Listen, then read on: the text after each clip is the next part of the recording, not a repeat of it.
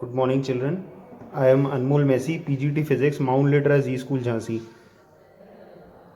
Children, in our previous classes, we have started a new chapter that is motion in a plane, and I have explained you what are the various types of vectors like unit vector, orthogonal vectors, etc. Today, I am going to explain you the law of vector addition, which is parallelogram law. Okay, so as you can see very clearly, I have two vectors, a vector and b vector, which are supposed to be added. And according to parallelogram law of vector addition, if two vectors that are to be added are joined from tail to tail, okay, and they represent the sides of a parallelogram, then the diagonal from the point of intersection represents the resultant. So as it is very clearly shown over here, this is your vector a, this is your vector b, which you are supposed to add, and from the point of intersection I have drawn a diagonal which represents the resultant, that is a vector plus b vector. Okay, now this is the law. Now we have to prove this law also. So for this, what I have done is I have done some construction in the diagram. Like you can see, I have completed the parallelogram first, then I have dropped a perpendicular, and I have considered few angles also. Like this angle I have taken as theta, so this complete angle would also be considered as theta, and this angle is alpha, the angle made by the resultant with vector a. This angle is alpha. Okay, now let us discuss the expression that we are going to use for magnitude as well as direction. So first of all, let us consider the triangle OBC. This is triangle OBC. ठीक है, ये बड़ा वाला triangle ले लेंगे हम, triangle OBC. In this triangle I have applied Pythagoras theorem, which is h square is equal to p square plus b square. Okay, where h is OB, p is BC, and base is OC. Okay, now this OC could further be written as OD plus DC. So I have written it as OD plus DC, which becomes a plus b ka whole square. So which can be opened as a square plus b square plus 2ab. So accordingly I have opened it a square plus b square plus 2ab. Okay, now later on I have taken another triangle DBC.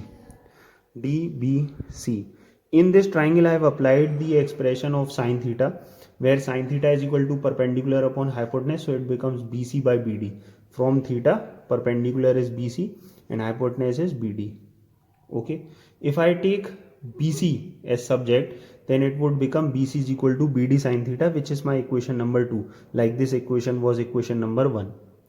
Now on the same triangle I have applied cos theta. Cos theta is base upon hypotenuse, so this becomes DC upon BD, where if DC is taken as subject, so it becomes DC is equal to BD cos theta. I have considered this as equation number 3. So I have got all three equations now.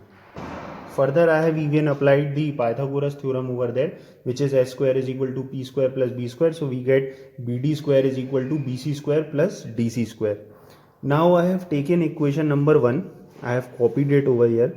In this equation, in place of BC square and DC square, I can put BD square.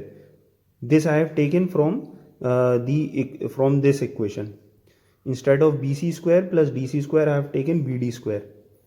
Okay, now finally we have got this equation. In this again I am using equation number 3, and in place of DC I am writing BD cos theta. And when we will put the values, it will become r square is equal to a square plus b square plus 2ab cos theta. I have kept the values of OB, OD, BD, OD and BD. Okay, finally the expression for resultant, that is r, is under root a square plus b square plus 2ab cos theta. Similarly, we can derive the expression for direction also. So for direction I have taken tan alpha, where alpha was the angle made by the resultant with the base. Okay, so this is perpendicular upon base, where from the alpha I'll show you one second. In this diagram, from the alpha, which is this angle, this red one, this from the alpha, the perpendicular is BC and base is OC, where OC could further be written as OD plus DC. So you can clearly see that I have written BC in place of perpendicular and OC in place of base. Now, further I have opened it as OD plus DC, and since DC could also be written as BD cos theta from the equation that we have made earlier, and BC could be written as BD sin theta, the equations 1, 2, 3 and 4 that we have made from those equations.